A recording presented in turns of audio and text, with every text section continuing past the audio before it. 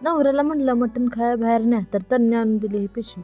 म्हटलं घरातच खान बाई शांत बस. मग काय घेतलं की चिरून मटण धुवून आणि कांदा कापला आणि बाहेर गेली चूल पेटवली. चूल पेटवली आणि एक एक एक आणलं की बाहेर सामान होतं त्याच काटायचं दुसरं काय. आणि नंतर ठेवलं पातेलं चुली पातेल्यात ठेवलं आणि त्यात टाकलं कांदा आणि तेल. कांदा तेल परत ते म्हटलं तर हळद मीठ लावून घेतली. हळद मीठ घेतलं आणि त्यात टाकलं 2 मिनटं परतलं आणि ठेवलं वर ताटात टाकलं पाणी.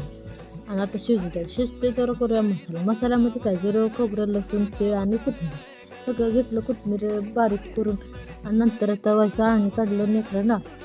आणि आता टाकली तुम्ही तेलात भाजला मसाला आणि त्यात टाकली घरगुती चटणी टाकली आणि एक थोडी मसाल्याची लय काय मी यात टाकत नाही बघा.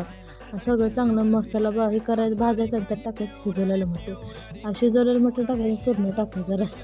आता झालं की लय नाही यायचं आमच्या आणि परत वरनं टाकायचं मटण घ्यायचं वाढून आणि टेस्ट लागते बघा लय. चला भेटू आता उद्या.